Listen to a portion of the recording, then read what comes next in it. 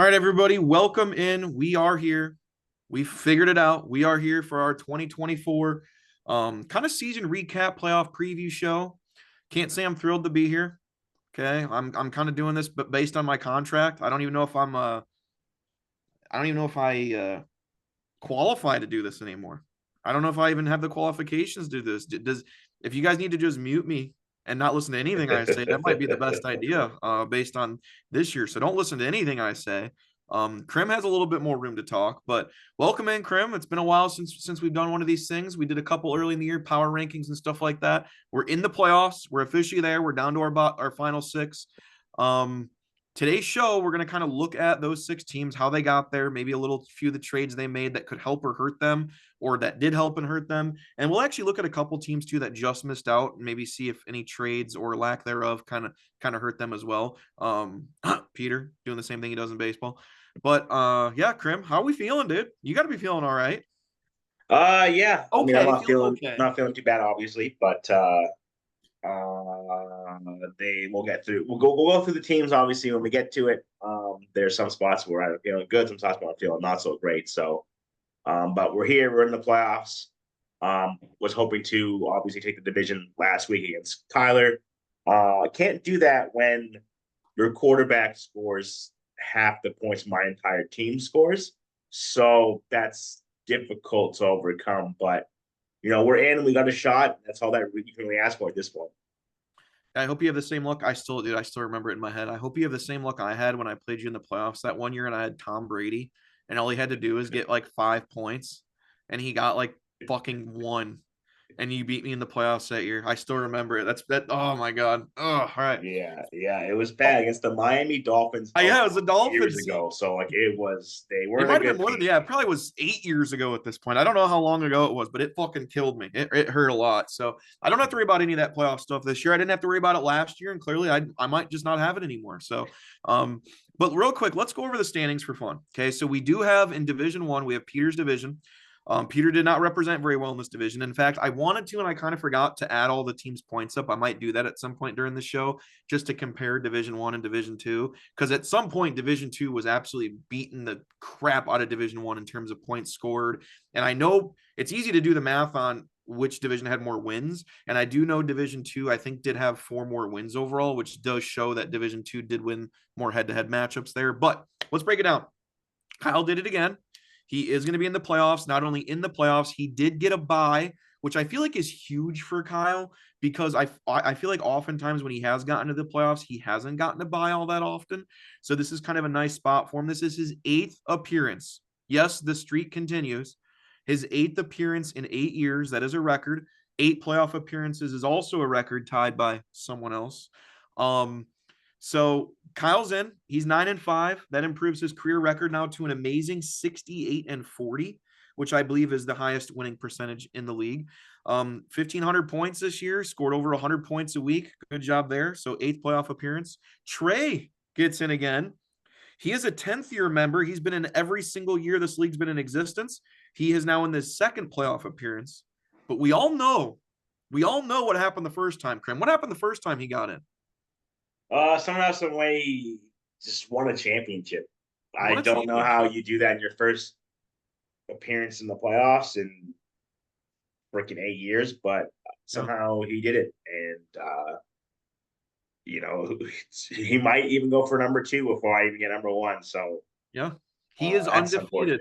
He is undefeated in the postseason. He is 3-0. He did not get a bye his first time in. He did have to kind of fight through and win 3 games, but he is 3-0 in the playoffs. He is now 60-72 in our league history. This is his second appearance.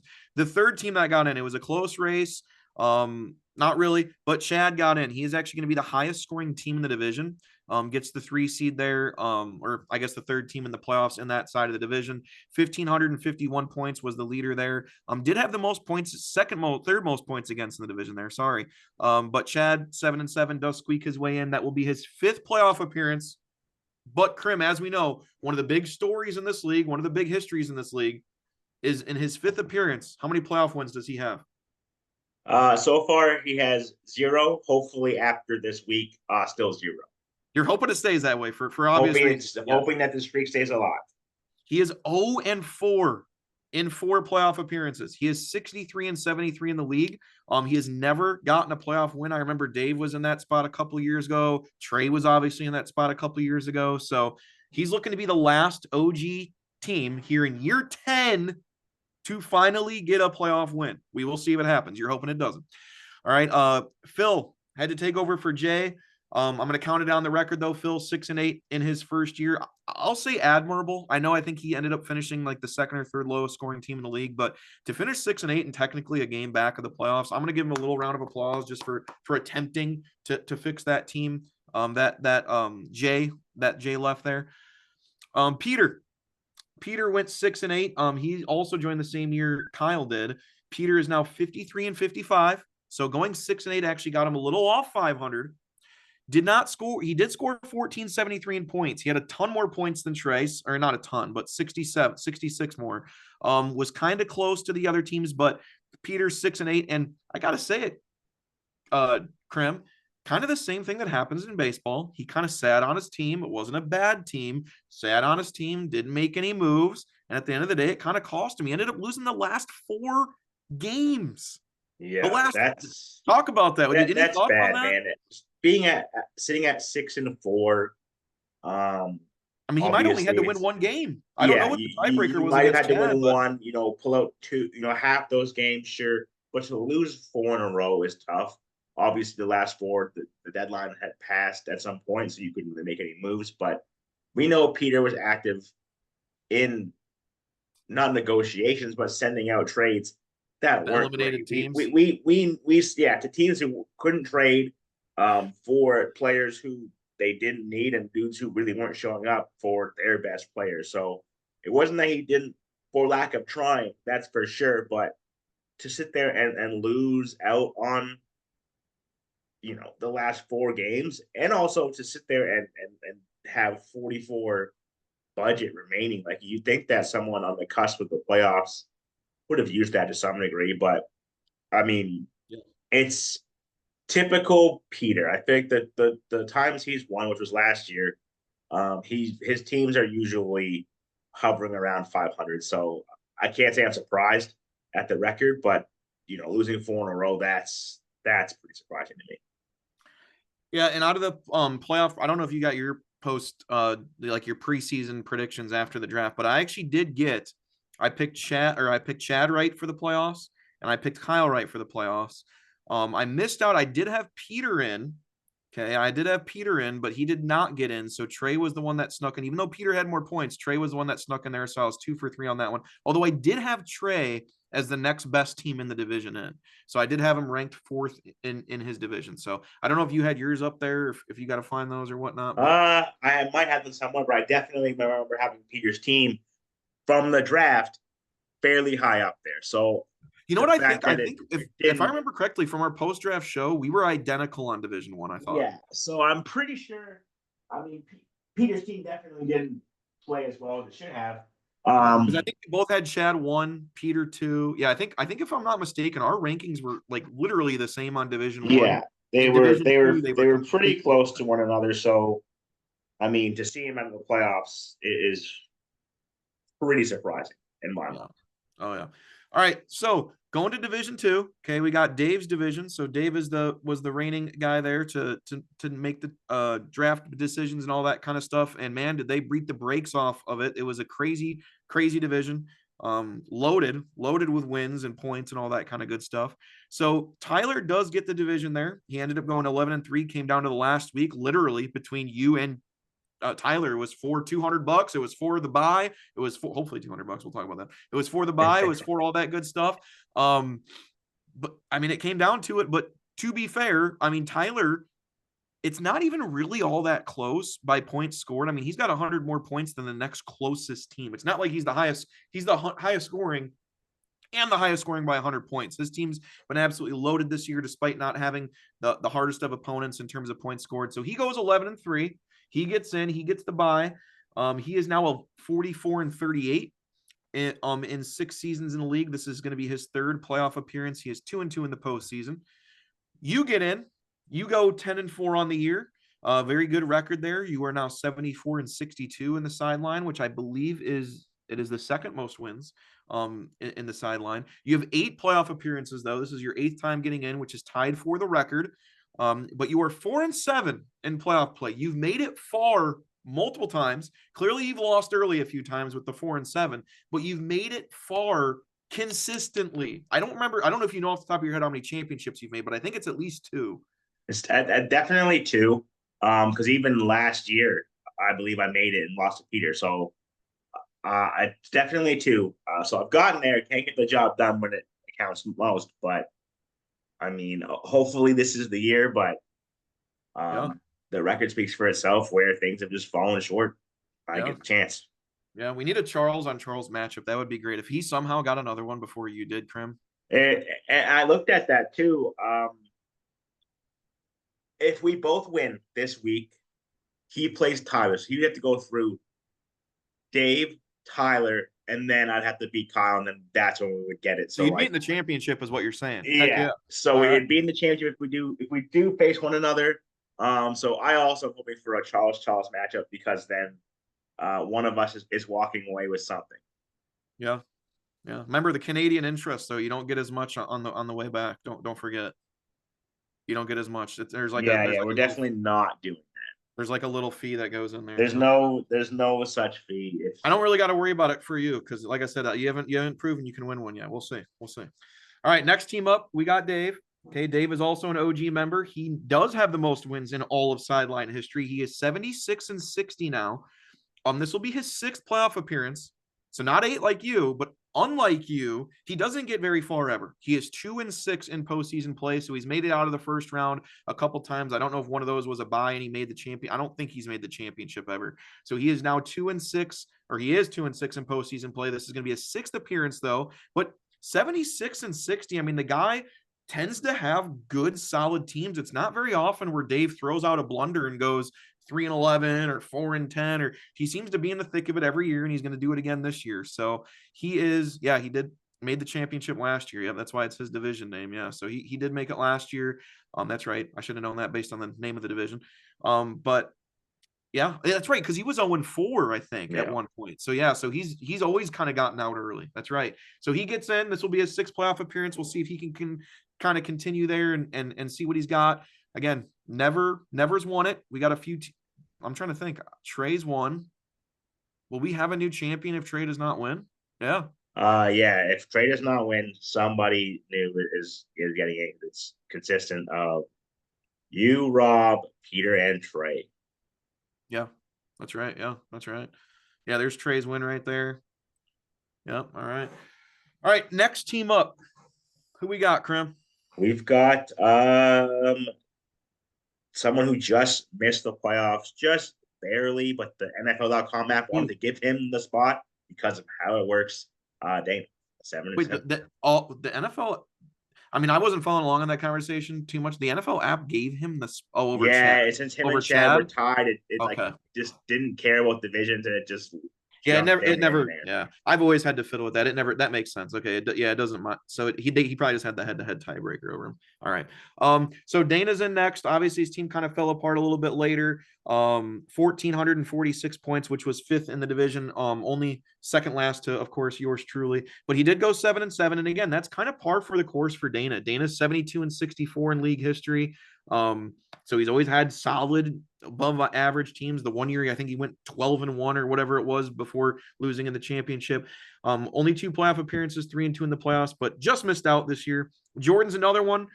Jordan did make the playoffs last year in his first year, but will not be returning this year. He went 6-8 this year, so he will not get in. 1,619 points though, Krim. That is tough because he ended up as the 2nd highest scoring team in the division. That's got to hurt. Yeah. When you score that many points and you miss the playoffs by, a couple of games at that rate. 3 games behind Dave. You just ran into some people who put up even better weeks, and obviously that shows with the 3rd most points for, I guess, points against in our division. But 15-25. Looking at a Tyler, looking at someone like me, that's still, that's 200 plus more points than Tyler saw all year. So yeah, and it's not only the 2nd highest scoring team in the division. Division 1 guys hate to say it, was not that good. Jordan would have been the highest scoring team in Division One. And again, quite frankly, not all that close by about 68 points. I mean, that's a decent amount when you're talking about being the highest scoring team in the next team. So that's pretty crazy. Those are tough years for fantasy. I'd almost rather go 1-13 than have those years where you're like, wow, this team could actually win a championship and I didn't make the playoffs. That sucks. So Jordan, best luck next year. We're glad to have you in here though. Good job. I guess only one Jordan can make it to the playoffs this year. And then we got me, 1-13. I'm not going to do the what ifs and the buts and the bout it's and all the 0.02 losses and then the 0.2 losses and then all that good stuff. But I went 1-13, which completely, and I love keeping track of these records, man. But this completely just obliterated me in terms of record. I am now 65-71. So I was 64-58 heading into the year. I think me and you literally me and you had the exact same record heading into this year in terms of league history, and now that is completely blown out of the water. 65-71 now. I do have 6 playoff appearances with a 7-3 record, but that don't mean a shit if you can't get in. So 1-13, enough talk about me. Let's move on. Okay, let's take a look at some of these trades that these teams have made through the year, unless you got anything else to add before we do that. No, I mean, 1-13 speaks for itself. I don't have anything else to touch on there. Exactly. We don't need to harp on that one at all anymore. All right. So let's look at some of the trades this team's made. Krim did an absolutely bomb job today, creating a cool little document that kind of keeps track of all of the trades and whatnot. So let's take a look quick at the bye week teams. Okay, let's look at Tyler. Let's look at Kyle. We're gonna go over who we think is gonna win the championship at the end of this. Oh, and I forgot to say too, in terms of teams who made the playoffs in the other division, I had Jordan, who obviously missed it. I had Tyler, and I had Dave. So 2 out of 3 there. So 4 out of 6, not too bad. That's not too bad. The only one I missed out on was, I'm trying to think. You. Yeah, you. All right. Even though Jordan, again, the one I missed out on was the second highest scoring team in the division. And the other one I missed out on in the first division was the second highest scoring. So it's tough there. It's tough, but oh well. All right. Let's look at the bye week teams. Let's look at some trades here, Krim. Tyler made 2 trades this year. Okay. Break them down a little bit for me. Tell me which one you think really helped them, which one. And again, sometimes even though they're a playoff team, maybe it kind of just flat even. Maybe it's like, hey, it helped them. It kind of didn't help them. What do you think of Tyler's 2 trades this year? So from where his team looked to where it is now. So let me just kind of jump back one screen here, and look at the draft recap, just to kind of look at where things stood. With Tyler's team. I mean, I don't know where the hell it is. It's not where it wants to be. No results, sorry. By team. And the draft recap is interesting. Yeah, to kind of look back on the draft and see. Yeah. So obviously we'll go back to the where his team is looking after this. But I mean, the first trade that he made was with you. So his team off rip looked, fairly solid. I mean, you have a elite receiver, elite running back, you're good there. So once he made this move and made his team even better, he moved off of DeAndre Swift, who was running back 19 at the point of us recording. Rico Dowdle was RB26. And then Jordan Addison was wide receiver 20. That's high ranking, but I mean, you scored 1,006 points last week, so I wouldn't put too much into that. And picked up a big piece in Kyron Williams, who is RB6 right now, and Emmanuel Wilson, which isn't on his roster anymore. But just looking at that, giving up, your first overall pick and, your 12th round pick for someone who became so substantial for your team was a very good trade for his team. But that wasn't even the best trade he made in my mind. That trade obviously worked out for him. You needed that at the time because you were trying to be competitive. I don't remember what your record was at that point, but I mean, essentially, it kind of worked out for both of us. When you look at what Swift, Dowdle, and Addison finished, I mean, granted, I didn't keep Dowdle much longer after that. I think I traded him to somewhere else. But yeah, he got a lot of these players that we talk about did get traded, again. There's going to be some intermixing. Found that they needed to make those moves, but I'll push over to his roster as it is now. So what we can see And like you is, mentioned, it's kind of crazy to think that he traded his first round. I mean, AJ Brown, he yeah, traded Swift, he ended up trading Addison. I mean, Dowdle was obviously probably more of a pickup than anything, but it's pretty crazy. yeah. So you can see it now. I mean, it, right in the face, the trade that he made with Dana kind of solidified his team, and I think that was the difference maker Yeah. for him, especially now in the playoffs. He moved off of his first round pick, AJ Brown, who was now the wide receiver 25. He missed some time, so he didn't really get up to speed or really the stats that he needed this year. And at the time, one of the top running backs, but currently RB 29, Brian Robinson. Yeah. Now this is a trade that Dana made because he needed to get some more firepower onto his team. Again, it's someone who was looking to. They weren't desperate, but they were trying to make sure that they had a chance to win that week and a couple weeks moving forward.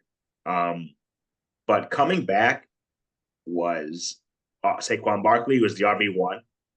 Pairing him with Derrick Henry is absolute nuts, and that's Yeah. what has carried his team throughout the entire year. But also someone who will be big for his team down the stretch just because of injuries and such. You got Juan Jennings, who's wide receiver 17, which to me is very surprising just because again it's Juwan Jennings. It's he's a player who, the first 2 weeks was whatever.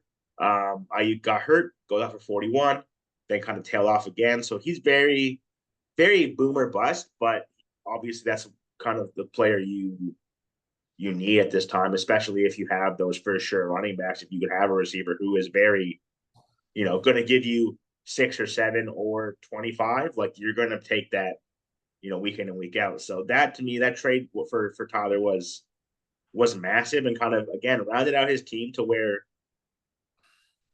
he has receivers. They're not great, but you don't need great receivers when it comes to this team where you have the three Dude, I mean, stud running backs. I love running backs, dude. He's got Barkley, Kyron, and Henry. Like, does anyone feel confident going against Tyler's team? I don't know how you can, especially as we get into these later weeks and the cold weather comes in Yeah, and teams are pounding the rock more and this and like, how do you not love? I mean, going into the playoff matchup, how do you not love that Derrick Henry matchup? I mean, I know we're gonna look at the matchups a little bit later, but he plays the Giants.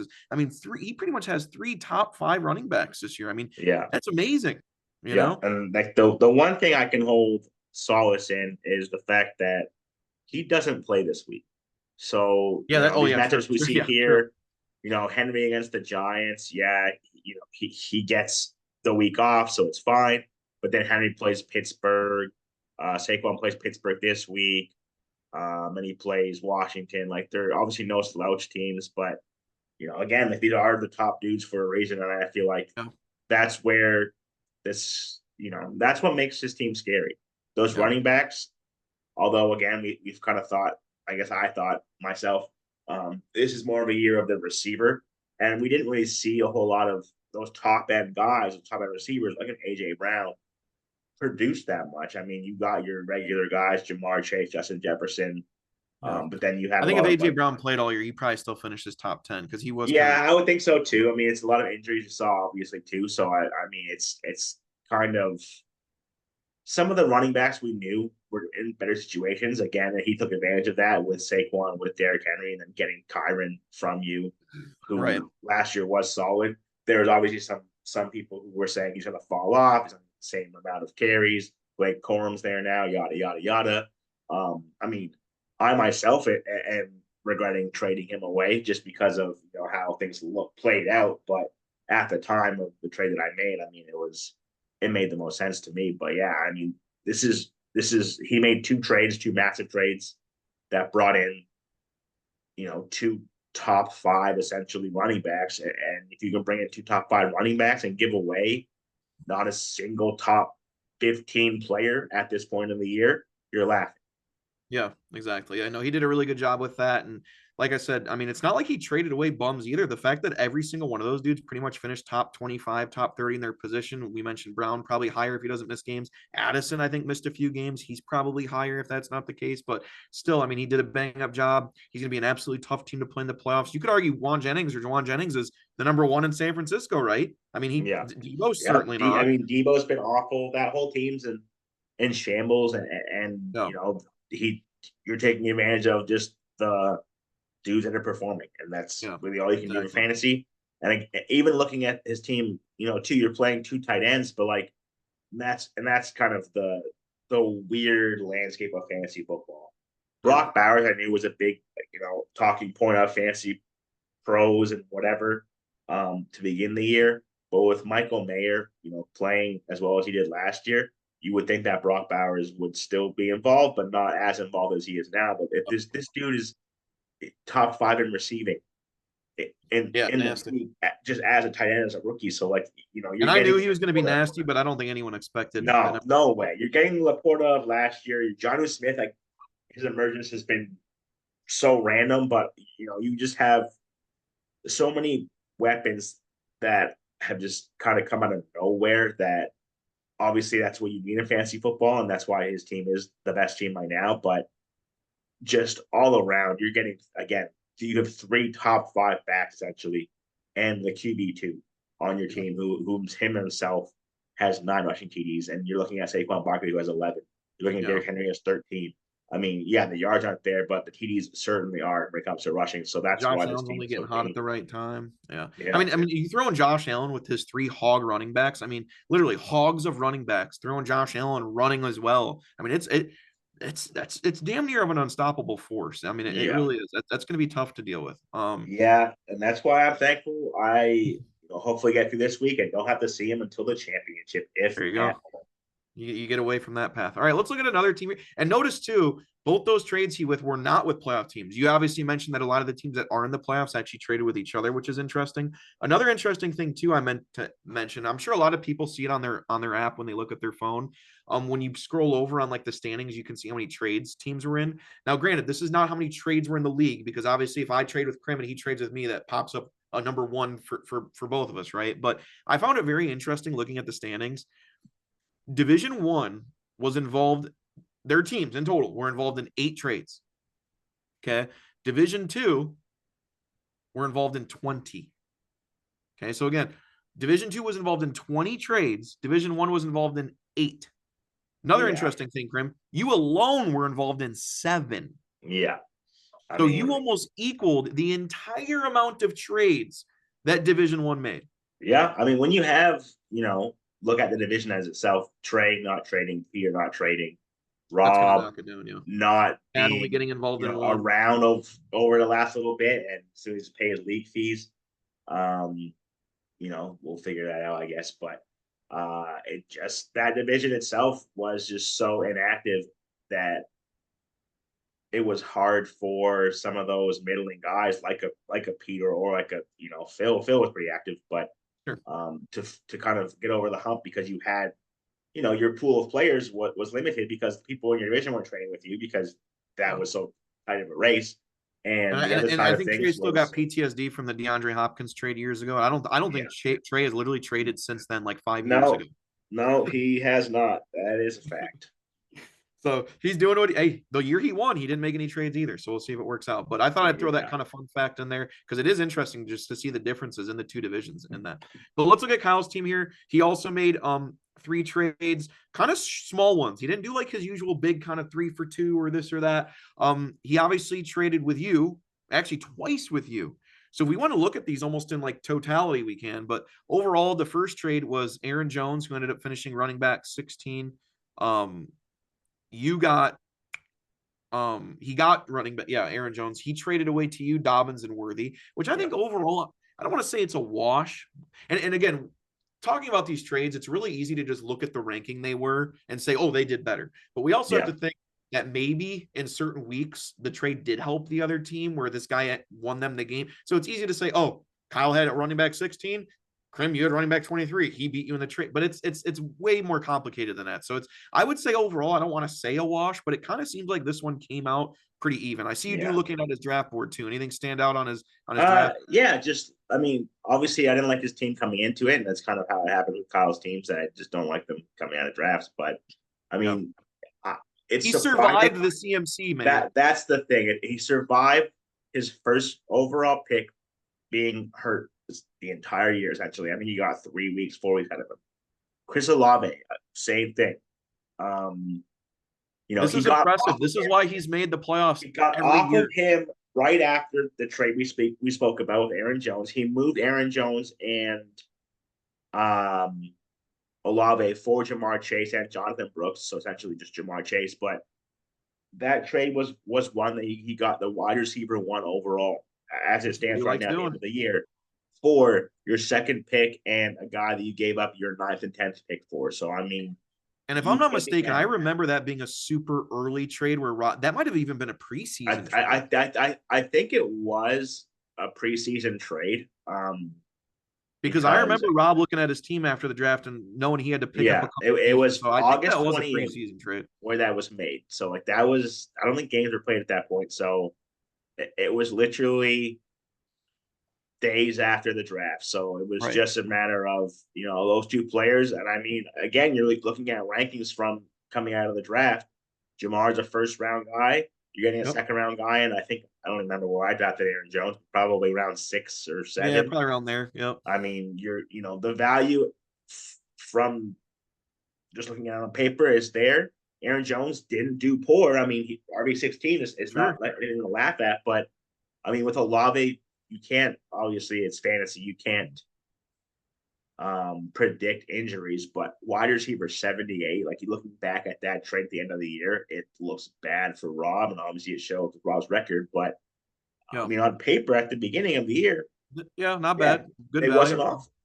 And that's the thing too, is these are the trades Kyle does try to make. This is kind of his MO. He wants to get the best player in a trade. That's no secret. And he went there, did it. And I mean that's to a T what he wanted to do, and it clearly worked for him. Again, I know people don't like giving him kudos sometimes, but man, to survive the CMC, to survive essentially Olave going down, to survive Mike Evans going down, I mean, it's pretty crazy that Kyle yet again, and that's why even when I don't like his teams, I almost just put him in the playoffs because he finds a way. As much as he says people don't like to trade, no one likes to trade with him. He sure makes a lot of these trades that end up working out for him. So, and the next one too, even though it's Jaden Reed for DJ Moore, and granted, DJ Moore was wide receiver 14, Jaden Reed was wide receiver 18, and Moore has been picking it up lately. You almost want to say the trending upwards guy is Jaden Reed over the last few weeks. But overall, I don't want to say a wash, but it's pretty similar, pretty fair trade. I mean, clearly you made the playoffs Yeah, too. yeah. I think that I mean it was just an opportunity cost for me. I guess more so for him. I didn't want to play Singletary that week. So I got Brooks. I'm like, I'll throw him in there. It's a better option. But also DJ Moore, as of now, I mean, he's performed better than Reed. Reed, the last time we saw Reed was on the field for who knows how many snaps, had one target, no grabs. It was bad. So I mean, it's obviously uh Kyle looked at his playoff schedule and was like, yeah, I want that for my team. And that makes sense. It's kind of Kyle's MO at that point. But just looking at his team as a whole now, if I'm him, I'm sort of concerned with what's there. I mean, Jaden Daniels has played well, just because of the rushing stats. Tyrone Tracy has been fine, obviously. Bucky Irving has been good. Mike Evans, Jamar, those are your two guys that are kind of leading the way. But then, like, Isaiah likely is your tight end because you don't have one. Zay Flowers is kind of, fallen off a little bit the last couple of weeks. And then Cedric Tillman, I mean, it's a flex player. He's got high upside, a high ceiling for sure. But I mean, if you throw Reed in there or whatever, it obviously looks a little bit better. But not having CMC, not having that one-on-one player, your roster doesn't look as strong as it should. So, I mean, this He's isn't got a one. I mean, he's got one superstar player, right? I mean, we all yeah. know It's Mike Evans. not Mike really a Evans, team that and I'm. the thing I also don't love is, and you know me on this. I mean, they've both been fine. They both can prove they can do it, but having the Tampa running back, the Tampa receiver, and I'm sure this might not hold, but having the Baltimore tight end and a Baltimore receiver, like eventually that might catch up Yeah, to you, and you throw up a 75 yeah, point and dud. that's the good part, obviously, for him for being able to have this bye week here. Bucky Irving not playing the Chargers, not a great matchup there, anyways. Tough His stuff whole in the run, matchups are red, man. He but needed that like, bye. All of yeah, his he matchups are red. definitely needed that bye. So it'll help for sure. But I mean, like looking at the team as a whole, like Jamar Chase has to go off for you to work out. You're gonna end up playing Jaden Daniels against Philly. Because you don't. I mean, you have Sam Donald too if you really want to play him, but Right. it's a playoff team. He did what he had to do, but looking at just dudes overall, outside of your quarterback, you have one guy over 200 points. We just saw Tyler's team had three running backs over 200 points, and that's just running backs. So, I mean, obviously, again, you have injuries. You had Bucky Irving not, being super involved at the beginning, but not to write Kyle's team off by any means. I just know that if I am to run into it, next week, I'm not, I'm not as concerned as I would be if I was playing Tyler. Obviously, I'm going to be concerned at any point because it's fantasy football. You can't, write anybody off at any given point. Sure. Anything can But happen. Yep. I mean, yeah, he's bought through what he had to. He made it to this point, but just looking at the team as a whole on paper, those trades definitely helped when it came to saving his season. Yeah, no doubt about it. I agree. I mean, they helped him a lot. Like I said, to have as many issues in the first few rounds as he did in terms of who he drafted and what's going on. I mean, I remember on draft night him saying like CMC or like if CMC goes down, my season's over. And I'm like, Yeah, I literally remember like, Kyle, you'll find a way. Like you'll find a way, and he did. And that was before we even knew how long CMC was going to be yeah. out. So, Apparently, um, he always does. he got it done. He got it done. Now, real quick, when I asked you to put something together for like who barely missed the cut, I'm not gonna lie, I was anticipating seeing a couple trades that really damned a team's season. And before we head on to the other playoff teams, we did want to take a quick look at some of the teams that just missed the playoffs and made a couple trades. Peter didn't make any trades, so that's squared away. We don't have to look at his.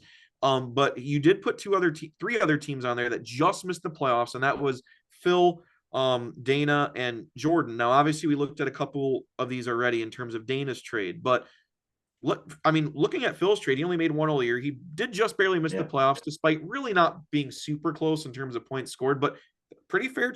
I did not know Garrett Wilson finished not finished, close, but wide receiver 6. I did Yeah, not know he was having that good of a year. He got it's tough. I traded mean, away to. Oh, go ahead. looking at Phil's team quickly, I mean, again, Cole and Southern Puka Nakua, those two guys carried, at the back end of the year. He needed that running back. He got that running back. It saved face and kind of gave him a better shot at the playoffs. But This is a team if we just magically had 3 more regular season weeks, I think could have been in the playoffs. yeah, I think so too, just because of the way that these dudes, like Asad and Nakua, Jerry Judy, I mean, those guys emerged late, Yeah. and Phil's team would have looked even with having to play Jalen Warren. I'm sure that right now there are running backs out there you could play that are better than Jalen Warren or kind of give you more of a ceiling. But I mean, all in all, his team looked like crap, many weeks ago. But he definitely only made the one trade, but I feel like it helped out a lot. Yeah, getting Montgomery. I mean, like I said, again, it's kind of subjective here. This guy could have helped you this week. This guy could have helped you that week. But I mean, I'll take the RB9 over the wide receiver 6. I mean, just in terms of security there. But that was the only trade he made. Obviously, again, I think that was kind of early-ish in the season, but worked out for him essentially. And we'll be happy to have Phil back if he wants to come back, see what he can do with his own drafted team and figure that out. So kind of interesting there. I'm going to Dana's quick. We just obviously talked about that trade. We talked about his trade he did with Tyler, where he gave up Saquon, Jennings, and Coleman, which didn't work out so well for him. But he also, again, pretty even trade. Like I said, I was waiting to see a Dana trade where it's like, oh, that really fucked you. And you could argue maybe it was the Barkley Jennings deal, but this other one, he ended up trading for Saquon, and like we mentioned, he then did trade him away, but he traded away Justin Jefferson essentially for Saquon Barkley and Keon Coleman. So kind of interesting what he turned that into because I don't think he had him long, Yeah. but he could have had Saquon Barkley the rest of the year. Yeah, I mean, it was a trade that, he got Saquon for JJ and then made a bigger splash trading away Saquon and John Jennings at the time was just kind of a throw in. It Yep. wasn't like he was performing at that point. Um, but looking at his team as a whole on paper, yeah, I feel like he just missed it. But the trade was needed. I mean, he didn't have running backs, and that was his biggest thing all year long. He had Jacobs, he got Barkley, but even then, you had Eckler, and that was really it, right? So you didn't Yep. really have many pieces to it. And I mean, already having Eckler on your roster, getting Brian Robinson made it for sure that you could play both of them. You could play both of them, and I believe he might have for the most part, and they were fine. But the receiving star power here is obviously what he rode is on, rode to the point that he's at. You have Marvin, you have AJ, Garrett Wilson being the wide receiver 6, Kelsey being the, I don't even know what he is. I'm gonna just check quickly, but like, so tight end 5. The team isn't a bad team. Like I think that this team is definitely better than the teams that just missed the cut. It was probably one of the better ones outside of Jordan in my mind, but um, the trades never didn't really screw him over. Like there wasn't anybody he gave up that would have saved him or put him in a better position. Um, outside of, I mean, Barkley maybe, but who knows? I mean, yeah, Barkley was the RB1 and trading him away, is tough, but um, you got 2 players who performed, and you needed those guys down the stretch, and it got to a 7-7 record, which you know, uh, 1 week here, 1 week there. I mean, you could have made it for sure, but I don't think Right. that anything that went poorly for him. No, and it's kind of the same thing with Jordan. I mean, obviously, we talked about Jordan being the second highest scoring team in the league. So it's not like his trades could have gone that bad. And again, looking at his trades, they really didn't. I think the one that really stands out is he traded for Neighbors and Dowdle, who ended up being wide receiver 9 and running back 26. Not bad. He traded away JJ, wide receiver 2, Tutu Atwell. Another trade, he traded for Cooper Kupp, wide receiver 19, traded away Jonathan Taylor, RB 28. So again, we can't even point to Jordan clearly being the second highest scoring team. It's not like, man, he could have been first if he didn't do this, or No, maybe again, it seems like his trades for the most part either equaled out or worked out, and I'm waiting like I said, when I told you to put this together, I was waiting to see that like super big one that was like, oh man, that killed their yeah, season. And yeah, maybe you can point to the Dana one and the Barkley one, but again, even you pointed out he kind of that's needed to do that at the time. So there's really no like, bam, that trade just killed your team for any of these guys, it seems like. yeah. No, I mean, if you're looking at the Barkley one again that we keep touching on, you traded the RB1, like end of the year RB1. All you would think, oh, well, that kind of screwed your team. No, because you initially traded him. I mean, for Jordan, you traded him away for the wide receiver 2 Right. at the end of the year. That to me is a fair swap. If you're looking at it that way, and then you moved that guy to me for a wide receiver 9 and then the RB 26. I mean, yeah, Yeah.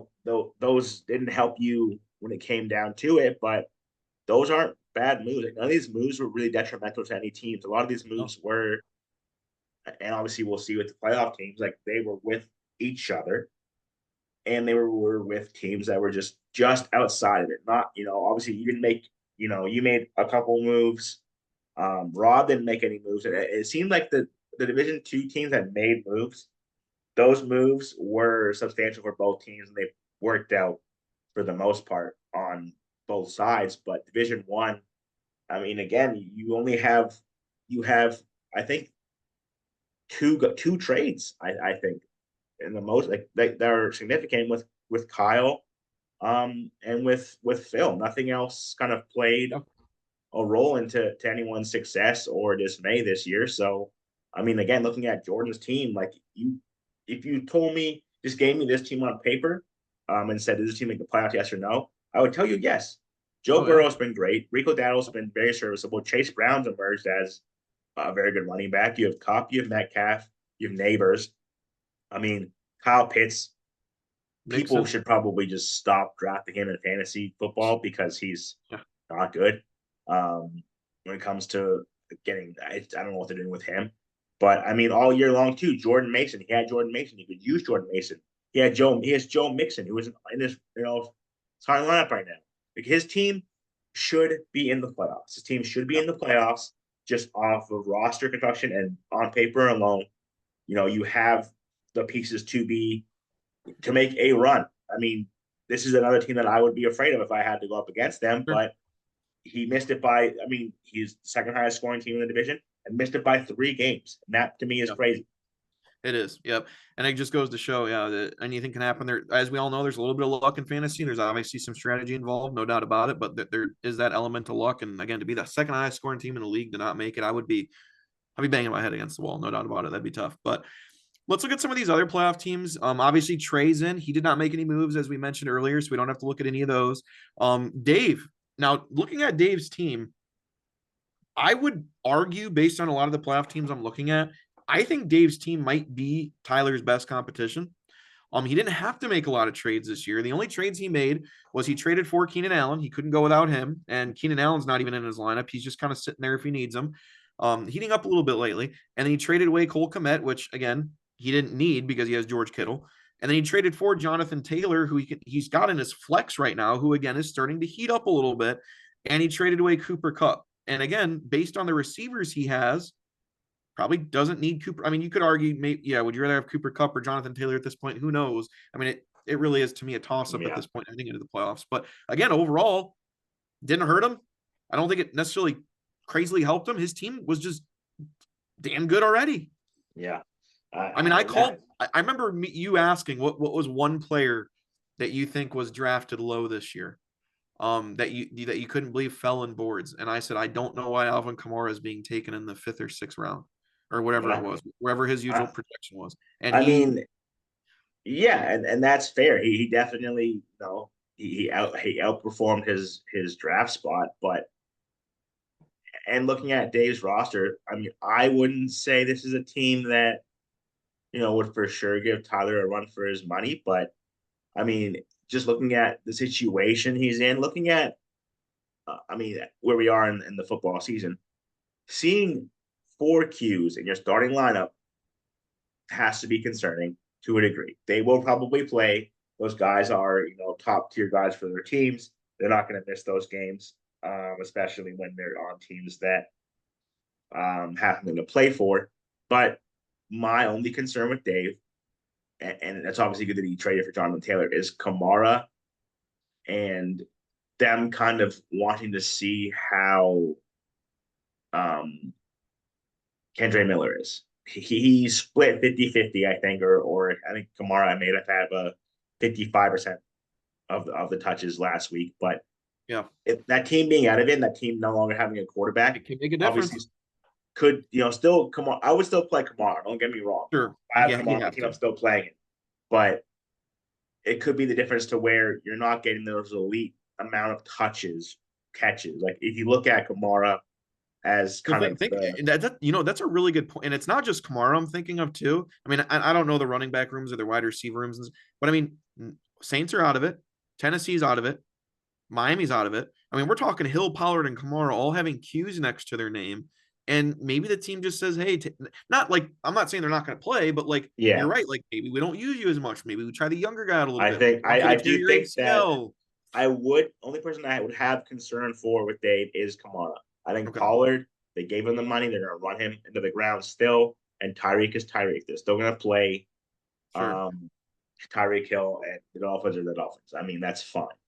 Um, but just that being again, if you look on the right hand side, outside of Jalen Hurts, who is obviously going to play, Against Alvin the number Kamara one is defense, though, that's a tough matchup. yeah. So Alvin Kamara is your second highest scorer, and you have relied on him every week to this point. You're going to play him again, and he may let you down. Like that's for me. Dave's team obviously is solid. Dave has had contributions from Keenan Allen on his big week, Lad McConkey, a couple big weeks for him too. But I mean, he didn't make any trades for substantial players. Obviously, he made 2 moves. Keenan won him a week, so that I guess makes sense. But Jonathan Taylor isn't he's in your flex. He's not even like one of your top tier guys. RB28. I mean, he didn't score. He's scored 1 touchdown. I didn't even realize that was a thing. One Wow. touchdown all year. That's nuts. And there was last week or 2 weeks ago because they were on a bye last week. Now you played Denver, who was a solid defense, and you played Tennessee, who's a solid run defense. And then obviously, if you're in the championship, you play the Giants, but that's kind of where you make that move. But I mean, JT hasn't been any sort of good the last couple of weeks, so he hasn't picked up anybody. He hasn't made a trade that's been No. substantial for him. It's been riding the high of Jalen Hurts, riding the high of Kamara early on. Tyreek Is is it fair bad, to say that obviously he for might have me. had the best draft too? I mean, when you look at his first 8 picks, they're all on his team still.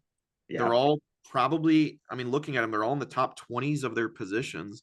I mean, it's crazy to think that if I would have told you Tyreek Hill and Cooper Kupp will both not finish as top 10 receivers at this point so far, right? They both wouldn't be top 10 receivers.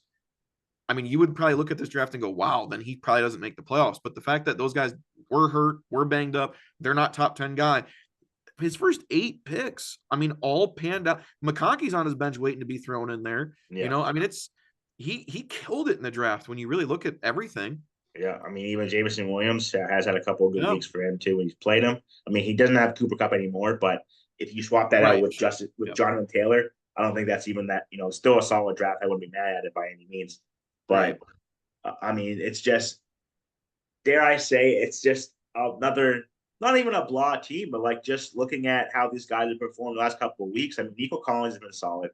Tyreek Hill has not been any sort of as advertised. I know he was supposed to be, the consensus, number one overall pick because he's, if you're not taking a CeeDee Lamb, take Tyreek Hill.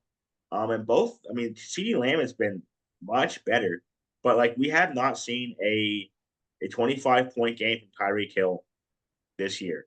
And that to me is crazy because this is somebody last year who just was able to score multiple T's in the game. He only has 5 on the year. I Yep. mean, mind you, Tua was hurt for a while, so that kind of played into it. But even with him being back, I feel like Tyreek Hill, can be that guy again, and you kind of get him at a good spot. But if I'm Dave, obviously he didn't get a bye because he didn't win the division. I'm concerned against Trey. I mean, I will say he he got a favorable matchup for sure. If he was going against any other team, I would look at this week as kind of survival week for sure. Because I do think Dave's team is good, but this week's kind of a tough one for him, I think. He's yeah. gonna have to I sneak mean, by. even looking at trades, I mean, we didn't touch on it because there weren't many trades, but these teams kind of remind me of each other. I mean, Chuba Hubbard obviously has been very good. Devon A-Chain inconsistent, but obviously still a lead back. Calvin Ridley, CeeDee Lamb are your receivers, and CeeDee Lamb being your number one receiver, you're going to have an okay time with that. But I mean, Adam Thielen, Rashad White, I think that these teams are eerily similar. So I do Yep. think that this will be an interesting matchup for sure. Obviously, we'll go over it more so, but it's two teams who didn't make a lot of trades. So that's that. But then we go into two teams who made A significant lot. moves. Yeah. Um, And some of these we to don't get have to here. go over again, obviously. But yeah, you and you Yeah, and you and Chad made actually Chad technically only made one. Then we just got you to go over. yeah. So I mean, let's touch upon Chad's. I mean, because Chad's was a massive one. Chad's was a big one for sure. Yeah. Chad felt comfortable with his receivers. He needed a running back. He wanted Kenneth Walker, which was his big pain point. Who is right now RB22. You got Jalen Waddle out of the trade, who was wide receiver 33, who's very inconsistent, kind of just like what. But I think that the biggest thing he picked up here was the security of Charbonnet because I tried not to give him Charbonnet. I tried to keep Charbonnet on my team just in case, just as a guy that if something happens, I have the insurance. Chad doesn't, and Charbonnet the last couple of weeks I feel like has been the reason that Chad's team has kind of held together because a lot of these guys too haven't been that great. I mean, Amon-Ra St. Brown's picking it up. Sure, Drake London has been pretty bad. The Falcons as a whole on offense have been pretty bad. Um, but these are really boom bust guys. James Cook, Charbonnet, Drake London, Terry McLaurin, Jalen Waddle. Like, how many of these guys have we seen week in and week out be some sort of consistent? Yeah, I mean it's been pretty up or down for sure, and especially with him getting that handcuff and Walker and Charbonnet, it worked out for him, especially with what's been going on. But it is interesting, and but you got the superstar, which is kind of what you needed in neighbors, you know. So, but although you traded by this time, you probably traded away. Yeah, okay, yeah, that's what I thought. Yeah, we got to go through yours now, dude. We got to go through Yeah. yours. Let me So ask I you mean, this. like, yeah, Chad's team, he made a big swing. He traded away essentially just neighbors for Waddle, Walker, and Charbonnet. It helped this team stay afloat, and obviously he's there at 7-7. And again, Um, another guy that didn't probably really have to make a ton of trades, but again, looking at his team, as weird as it sounds, I'm not in love with it. Like I actually do think I like Dave's team more than Chad's.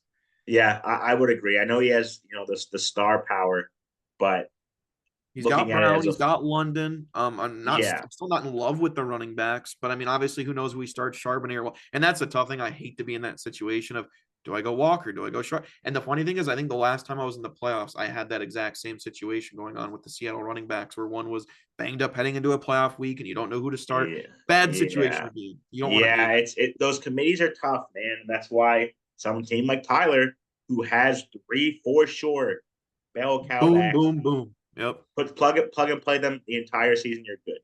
So it's very helpful for him. However, we can look at my roster now because I only made Oh man. 45 trades. Let me at least ask you this, okay? Out of all the trades you made, I'm looking at the sheet now. Out of all the trades you made, obviously you've gotten where you've gotten, which is into the playoffs. Now, again, it's not like you dominated anything. You did finish fourth in the division in scoring, so it's not like you did have favorable matchups to an extent, but overall you did make the most trades. So you seem to have made these trades at the right time for the most part, at least. Which trade are you looking at that you go, yeah, that one, I think that one's the one that kind of really pushed me ahead. Is there one that you point to? I know you traded for a lot and then traded away. So I Yeah. don't know if we need to break all of these I'll, down one by one, but like which one do you think really just kind of pushed you over? Was it the I'll, JJ one? Was it I don't know. It's tough to say. I'll give you, yeah, okay. I would say the one that pushed me over, I would say it's honestly the last one I made with Kyle. In my mind, that's the one that I thought that kind of solidified things for me. Um, because I mean, I'll kind of just go into a little bit. Trading for Brees Hall, that's a trade I wish I obviously at this point had not made, because if that remains to be Kyron, this team looks a lot better as opposed to it Yeah. having Brees Hall on that roster. Well, that's the frustrating thing too. When you really look at that, I mean, you could argue that in terms of running backs and who went where. I mean, I essentially you can argue I won the trade, and that might be one of the more lopsided trades in the league. But it's not like it really like hurt you. But at the same No, time, you would prefer Kyron obviously on your team right now because Ramondre Stevenson, running back 20, that's a running back too. Kyron Williams are yeah, number one. So it's again, there's another one, right? You can argue that I won the trade, but it didn't obviously affect you because your team was so loaded. yeah. So I mean, trading for Brees, and I mean, he obviously, I, I Not kind of, bad, but yeah. it wasn't awful, but I mean, obviously, if that's Kyron, I'm feeling better. Not that I'm feeling bad. I mean, I kind of prepared myself well, where I have Braylon Allen. So if Brees doesn't Great play, matchups I'm this still week too fine. for Hall. It Yeah, gives it more. Yeah. yeah. So I think that the last trade I made with Kyle is the one that pushed me over the edge in my mind. Obviously, getting Justin Jefferson, him and Malik Neighbors. I mean, obviously, wide receiver two. I'll even kind of do just look at it. He's at 197 point whatever. Looking at I can click right here on Neighbors, which won't matter anyways. I don't even know what he has points wise. It'll even tell me. So, I mean, I don't. It doesn't really matter. He's kind of the same. So like that to me is not really a wash. Obviously, JJ's better. So DJ Moore is kind of he's been the opportunity was there and it worked because DJ once the OC got changed, Kyle was pretty hesitant to move off of him because he did have a decent game coming out of it, but just looking at the last 3 weeks, he scored 7.9, 19.7, and 23. Those to me are numbers that I want out of my wide receiver too, that I didn't have kind of going into the late part of the year because a Brian Thomas, a Jaden Reed, a Xavier Worthy. They weren't doing those things. So I just needed someone who could put up, a solid 6 catches for 85 yards and maybe score, and I'd be happy. So I just felt like DJ Moore is one of those guys who can do that. And I felt like while I swung for the fences with Justin Jefferson, I feel like DJ Moore's been more impactful on the team lately. Yeah, like I said, and that could be very well true. And it's easy to just look at where they are in the rankings and say, oh, they. But some of these might have worked out for you in your weeks, which could be evident with your record for sure. Also, I'm trying to think, is the Dobbs Worthy Jones? That one's not. Oh no, it is. 1, 2, 3, 4, 5, 6. I don't know why I'm only counting 6 trades, and it says you were involved in 7. I don't know what's going on there, but Um, I'm trying to think too. I'm just looking at my team. I can look at the transactions. I looked through everything, oh, obviously. Dowdle and Walker for Hunt and Dobbins was another one me and you did. Oh, so that's something so I got Kenneth off of you for Hunt and Dobbins, and that was when I could And have then got Dobbins Pacheco. went down not so long after, which I Yeah. fucking knew because I've had him before. And I literally, when I made that trade, said I'll just wait for him to turn into glass, and he did. Yeah. So Yeah. you could argue that one might have worked out extremely well for you Oh, because it Dobbins was definitely did very, I because don't want to say caring, but really if you look helped at you throughout the year. yeah, if you look at it that way, I mean, I got off of Dobbins and And Hunt, Hunt, who lost value once Pacheco came back, but that was when you needed to make sure you had I had that. Pacheco. Yeah, I needed Yeah, both. so Yeah. like once you came back, you were still in contention. You were good, but I kind of dodged 2 bullets there. I got off Walker before he got hurt, and I would have Charbonnet anyways, but I also got off Kareem before he lost his job again, and Dobbins before he got hurt as Yeah. So well. I think So that might have been like a big ooh, got out of that one right in time kind of yeah, move. I feel like Then if you put it that way, I feel like the trade with Chad for Because let's um pretend you don't make that move at all. You still have Hunt and Dobbins, who's not on your roster. You know what I mean? yeah, Right. yeah, So it's kind of interesting yeah, that because worked I, well I for I you. wouldn't, if I don't make that move and I still have Hunt and Dobbins, I think I still have It'd be interesting. I mean I that who's on my roster, then I don't have Justin Jefferson Right. because I had to get to neighbors through Walker, Yep. and I don't have and I mean, that's it. So I wouldn't have JJ. I would just have a bunch of running backs and be playing Brian Thomas and DJ Moore. Right. And that's not having just even just that name in general, that's a huge clearly huge difference maker there. So kind of interesting to look at that for sure. Any last things on the trades before we kind of wrap it up here? No, I mean I feel like this. I mean obviously Division 1 made like none, Right. but this is kind of the most balanced I've seen the outcomes of these trades be, just Yeah. based off of how teams finish and how There was no crazy league changing yeah, wow, that really looking at them, it doesn't seem to be that way. And no, again, yeah. that makes sense. It's not like it's a keeper league where you're looking towards the future. So that's good, but it is kind of interesting to see. All right. Well, with that being said, Krim, we're at playoff time, man. There's 6 teams left in the playoffs. We're down to the wire here, obviously. Couple teams got buys, couple well-earned place teams. Tyler and Kyle got bye weeks. Now I know obviously you're hoping you're gonna win. So if I ask you who the winner is, you might say yourself. So which team are you most nervous about? Is it obvious or Yeah. I mean, I think it's just to run into them again. It's Tyler. I mean, obviously his team that I beat early in the year isn't the same team that I lost to this past week, but I would say that it's Tyler for sure. Um, so I mean, yeah, I think Tyler's a obviously, clear favorite. I think it's a clear cut thing, but I'll kind of bounce it back to you from what we went through. If it's not Tyler, so we take Tyler out of the equation and kind of being somebody outside looking in. If you're one of these teams in the playoffs, what team are you afraid of? outside of the kind of juggernaut that Tyler is. No. Now, granted, I haven't looked ahead at like playoff matchups and stuff. I'm not doing that much homework, but overall, just based on rosters, I would probably put in terms of like a power rankings of the playoffs, I would put probably at this point, I would probably put Trey 6. I would probably put Chad 5. I would put Kyle 4, Dave 3, Krim 2, Tyler 1. So I do think if and since you are on opposite sides of the bracket, that would essentially be my prediction. Is I do think you and Tyler will match up in the championship again. So because Yeah, because not that I loved your team. I mean, clearly I didn't love your team in the regular. You made 7 yeah, trades, and we always make that joke. It's hard to judge a Krim team because we know it won't look the same to start the year. But overall, I would say heading into the playoffs, your team outside of Tyler's, who's just stacked, I feel like your team is the most kind of trending up, getting in there at the right time kind of thing. Dave's, I like his team, but this week scares me a little bit, especially like you mentioned the Kamara thing, a couple question marks. I do think if Dave gets through this week, he's got a shot to take down Tyler. I don't think it's like a clear on, oh my God, favorite.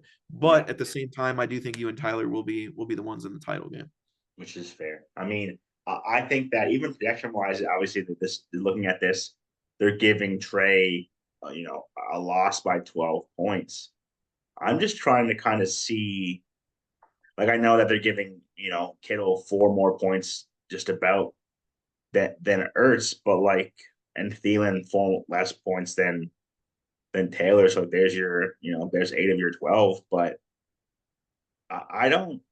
I mean, Dave has a lot of stock in. I mean, on Thursday he has 2 guys. Yep. I mean, we'll kind of again. This matchup is one we'll know about once the Monday night. 425 games are done. But Yep. there's uh there's a lot to not unpack here. But I just feel like looking at the teams as a lay, it's it says a 12-point win for Dave, but I think it's more of a coin toss in my mind. Oh, it can be for sure. Like I said, I think as weird as it sounds, I think Dave got the good matchup against Trey, but Trey's also benefiting from the shape that Dave's team is in right now. And Yes. it's not that either team is bad. It's not that they didn't deserve it or anything like that. I do think that at least this week, it's the 2 worst teams in the playoffs. I think overall, Dave's team is probably more so like the 3rd best based on his roster, but he's a little banged up this week, and he's in a lot of bad matchups. A lot of bad Yeah. matchups. So, If you um, if you if you had to take one guy from each team that you think is the difference maker in this matchup, who are you looking at? this week I would definitely say. I mean, he's got Garendo in there, and I really want to know what that looks like again. I mean, that he's got him in there. I know it's projected for 12 points. Oh, he's the guy. Here it is. But Thursday night game, not much rest, a little banged up. I mean, I don't know. I really think he could be the X factor in that one again. If he puts up another 15 points, then you're like, all right, cool. That's what I needed from you. On the other side, I'm going to go out there and I'm going to say CD Lamb against Carolina.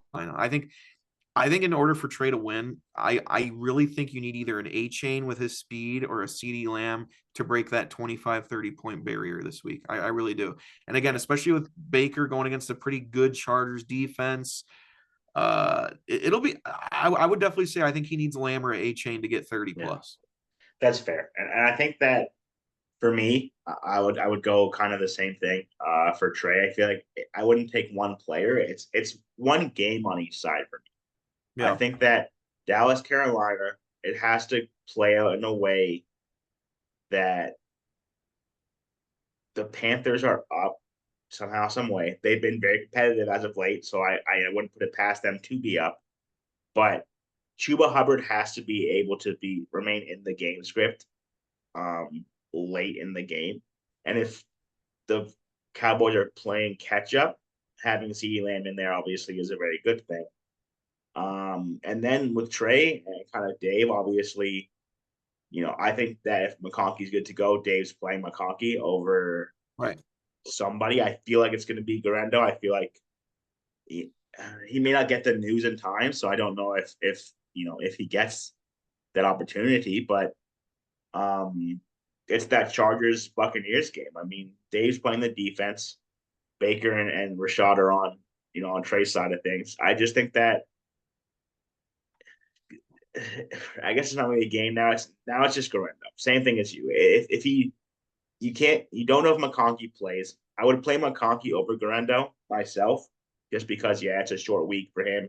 Right. Yeah, he's apparently fine, but I don't think that after not practicing all week and not doing anything today, you're going to come in that game and be fully healthy. So I don't know if that's somebody you love too much, but you can't really take him out and then have McConkey not play, because if you don't, Dave's looking like he's going to be playing Keenan on Monday or Gus Edwards. I Yeah. mean, he has options, but having those guys be questionable is pretty tough. And But another interesting team too, like I mentioned, is Hurts is going against the Steelers defense. That's the number one defense in the league. yeah, I don't think Hurts is going to throw for 300 yards. I don't think he's throwing for 3 touchdowns. So if he does not, and I think the reason he's projected for 20 is because of how many rushing touchdowns he has. It's yeah, easy to just say, hey, he's going to get one. But if he doesn't get one, that if you can't have Hurts drop 13 yeah, points, you know what I mean? You just can't. I mean, you and just can't do it. it's tough too. That's a guy you cannot not play. I have him in other Right. leagues. I have to.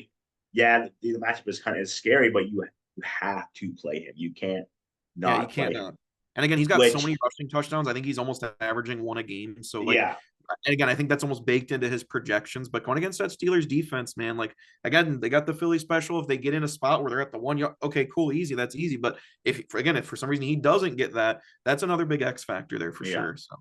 yeah, that's definitely tough. And And also, obviously, I kind of just looked at the schedule too, Krim. It's going to be really interesting this year because when we get to championship week, whether it's you, whether it's whoever's left in here, championship week starts on a Wednesday with those Christmas games. geez, okay. I mean, that's a lot of time to sweat things out. Also, that It sure makes is.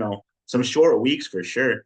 And For obviously, it's some going of to those depend who's dudes. got who on whose team to see how much that matters. But I mean, Yeah, that's going to be interesting going into championship week. We're going to have those 3 games on Christmas. I still think I don't know if there's still a Thursday game that week. I don't know if there's. We're getting into the point where there's Saturday games at that point. So yeah. that's going to be a very interesting championship week, There's possibly. definitely a lot.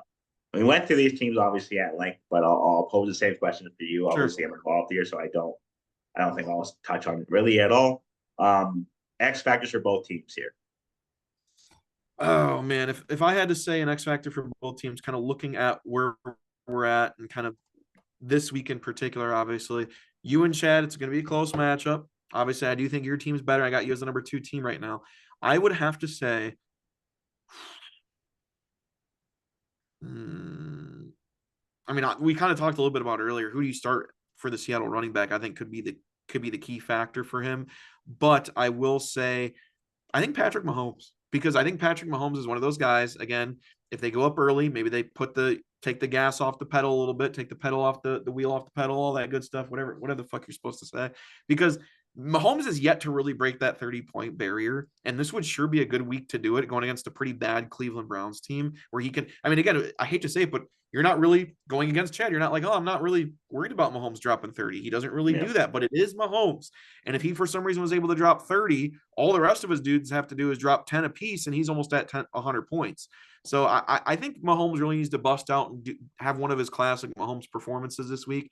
And looking at your team, I mean, I know you did a matchup last time, but you're going to definitely be watching that Jets Jacksonville game between Thomas and Brees Hall. And again, to counter Mahomes, you do have Worthy. So if he does get someone going, you do hope it's Worthy, but we'll see. I also think as good as Bo Nix has been, you're starting a rookie quarterback in a fantasy football playoff game, Krim, and that can be dicey. But your alternative was Will Levis, right? So yeah. I mean, I wasn't. I mean, I had Anthony Richardson. That's one thing I've kind of seen as a trend with a lot of these playoff teams is the quarterback play has varied. I mean, if you look at just for fun, if you look at again Trey and Dave, you got Baker Mayfield on Trey's side or Russell Wilson. Russell Wilson against Philly. I mean, it wouldn't be awful. I wouldn't put it past him to make that change if he wanted to. But I mean, Baker has sure. been solid. Jalen Hurts, solid. Nowhere near the same, um, draft price when it came to those players. And even Dave obviously has to have Herbert, and Herbert's been okay. So I can't complain there. And then obviously for Chad and I, Mahomes, higher draft price. Bo Nix wasn't even drafted. So Yeah. that there is something that, is very, it's very fun to look at. And I know Kyle has Jaden Daniels, who he was drafted for sure. But later, and then also a rookie, and then Tyler, top tier quarterback, and Josh Allen. So we have three teams who have paid up a little bit for a quarterback, and we have three teams who haven't. So that to me is very interesting. This goes to show that, those top tier guys, obviously they get it done, but some teams just don't need them because they make up in other ways. And, Mahomes, while he can cook this week, I hope he does not, because I don't have him anywhere else but Dexter's. And then Dexter's, I have a bye. So Mahomes, St. Brown, those two guys can just relax, take a back seat this week, and let things kind of play out in my favor. And he's only had 20 points twice this year. His average points literally is 16.7, and he's only matched that 20-point barrier twice. And his upcoming schedule: Browns, Texans, Steelers, Broncos. I don't really see that changing a whole lot. That's not No, easy. So, and that's tough too. I mean, obviously, if someone like Chad were to make the championship, Steelers defense. can Yeah. you trust a Mahomes? And Isn't that's that crazy to say? it's a wild statement. Can you trust a Mahomes in anything? But against Pittsburgh, I mean, like, sure you can, but That could be an against, ugly, low scoring, snowy yeah, game. we And if haven't seen him. Again, he's got 28 against Carolina, but I mean, he needed that. He needed every bit of that 28 points to win that game. yeah, So a lot of these games, they've been close, but we just haven't seen, a 350-yard passing game on Mahomes. It just goes to just show the way the offense is now, and kind of yeah. how they lean I more think so on the running backs. and I know Chad's brought it up many times this year. He's been beating the drum quite a bit, but there has been a shift in football this year, and it seems more so. Not that it hasn't been gradual. We know teams don't like turning the ball over, okay? But even when I started watching football 20 years ago, some quarterbacks on average had 15, 16, 17 interceptions. Eli Manning, Philip Rivers, every year. John Elway used to throw 25 interceptions. Brett Favre was the gunslinger. He threw 15, 16 interceptions every year. That was expected. And it's just so crazy just to see the difference going from the passing game opening, the passing game opening up, all these flags helping offenses, this and that, to this year. There's been a huge, look at some of the MVP candidates: Henry, Barkley, all these guys. And it's like, wow, like it truly is. Teams, they don't want to turn the ball over. They Yep. really don't want to throw the ball down the field, because when you throw the ball down the field, that's more of a risk of a turnover. So we're really seeing, I hate to say it, because it's not like, I'm not saying it's not as fun. I'm not saying it's like super duper bad, but teams are taking less risks. There's not as many deep balls, big plays, this and that. It's teams doing short, smart, analytical completions. And I think we're seeing a byproduct of that with the running games this year for sure. Yeah, it's become more of an extension of the run attack for sure, and I feel like you see that a lot with these top tier teams like even Baltimore, Kansas City, um, heck, Buffalo. They aren't really Yeah. toss the ball down the field teams, or they're more so getting the space and then run out the catch type of deals. So I mean, Yeah. yeah, it's definitely a shift in the attack for sure, and it We just might have goes to three show, first round running backs next year in the draft. I yeah, really do. I think teams again it happens in sports. You see trends, you see this happening and that happening, but we might start seeing that trend a little bit more towards that running game, and so on and so forth. Especially, and I think this is another thing that's not talked about a lot, is yes, we do have a lot of rookie quarterback success this year, but I also think it's a little bit of a byproduct too of quarterbacks not coming in as prepared, teams having to rely on their running game more, lessening the playbook, not having as much play, kind of just shortening it up a little bit, because these quarterbacks, again, 15 years ago, half of college ran a pro system. You know what I mean? Like USC, Texas, they ran pro systems. There might be a handful of teams in college now that run a pro system, and we're talking 5 or 6. So we're getting to the point where players are coming up less and less ready than ever. But that's a whole nother conversation. We're yeah, talking fantasy, but yeah. there's I mean, the list there of the league champions. Who are we yeah, going to add there's to it, Krim? That someone, if Trey is to lose this game to Dave, we'll see a new face in here. Yeah. Looking at these teams, I mean, it's kind of crazy that the the first 5 years dominated by Eric and Rob, both those guys this year last in their respective divisions. You What are have we seeing? Peter, not making the playoffs. You have Jay not making the playoffs and falling off the face of the earth. And then Peter again, obviously. But we'll get some new blood in there. Hopefully a different Charles. That's what I'm kind of rooting for There you sure. go. But yeah, I mean, for me, I'm excited to get things going tomorrow. Um, it's a pretty good Thursday night game. Because it's what, Rams Lions. Yeah, I think so. So Dude, my so attention's already slowly shifting either to yeah, college which football or is it's baseball. fair. Yeah. So I mean, Rams Lions. No, it's not even Rams Lions. It's Rams somebody else, but Okay. definitely not. They ain't the Lions. Wait, I'm just closing my eyes waiting to hear It's the this. Niners. I looked at days. It's the Niners. It's the Rams and the Niners. Okay. So not really that big of a game for our league particularly. I mean, it's really just Dave, Kyron, and Cup aren't involved there. So there's that. But yeah, I mean, your shift is on baseball. My shift is on winning this championship. Yeah. But yeah, anything else you want to throw in there before we head out? Real quick, I did want to mention this. I know not all the members obviously listen to this show, and probably less so if you're not in the playoffs. I'm sure we're gonna get our 4 or 5 listeners, the playoff teams, but I'll probably put in the chat here soon if something doesn't change. We do have one other member that has not paid their league dues this year, and they have not responded to my messages, and that is Rob. I'm not quite sure what the situation is with that. It's been a couple months since he has said anything. So we'll see what happens there. Obviously, I'll make it a league discussion on terms of payouts if for some reason that does not come through. Obviously, that is not ideal, but we do have a huge pool where we can figure it out. But I want to be fair in that. I don't want to just make a dictatorship decision and say, well, this is getting cut off or that's getting cut off. I don't want to do that. Obviously, it's a sucky situation. We're in year 10. He's been here 9 years. It is a little unfortunate that in year 10 we did have this crop up a couple times now. So that's obviously not good. And hopefully we'll get some.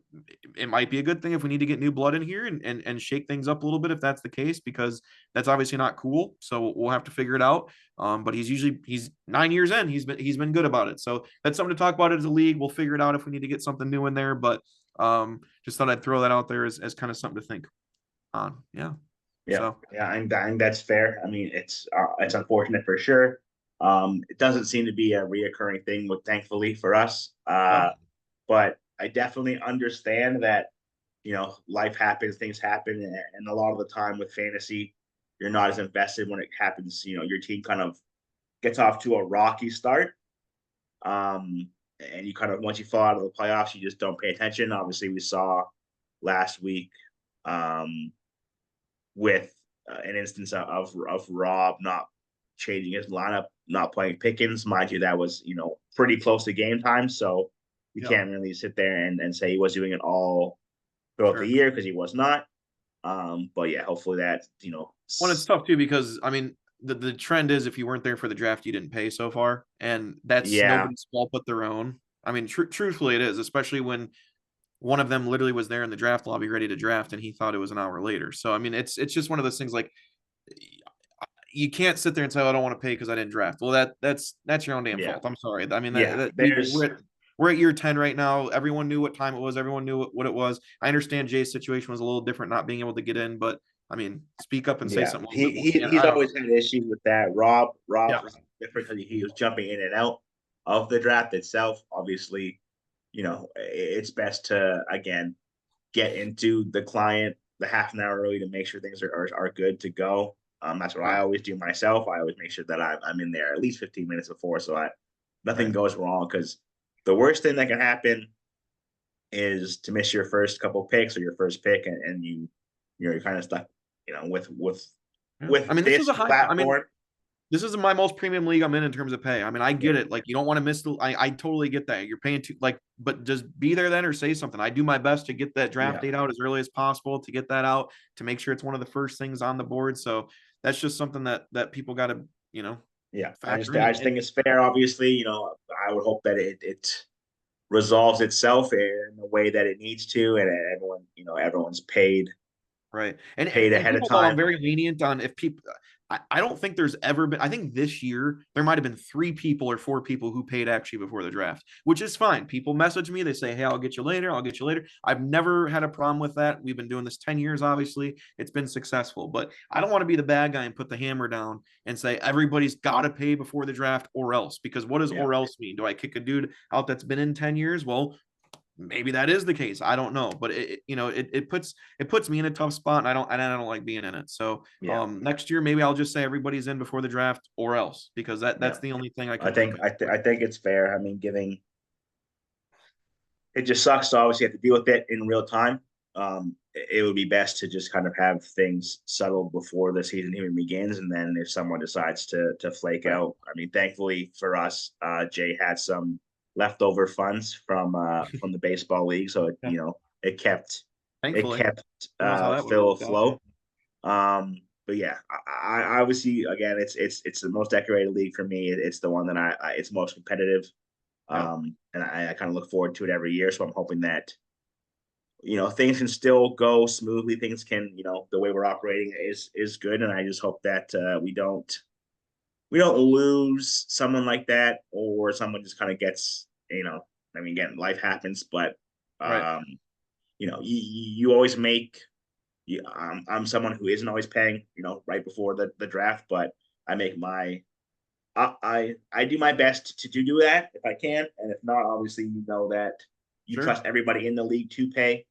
That's what it So comes down to, and I always have. I mean, if it was someone's first or second year, by all means, I'd be like, maybe I don't really know you too well. You know what I mean? But I yeah, mean, goddamn, I mean, we got a dude that's been in here 9 years and another dude that's been in here 7 years. I mean, it's not something you really anticipate happening. yeah, So yeah. So again, yeah, it's unfortunate, but he may not listen to this himself, Rob. But I know when it comes to someone like a Tyler or someone like a Kyle, when you're missing 2 payments and both those payments equal out the division winner. Not that that's the way we're kind of for sure going with anything, because again, you don't make that decision right now right, on your own. It's just unfortunate that both those things, as much as you want to pay them out, you can't because we're missing 2 payments. So hopefully those are resolved sooner than later.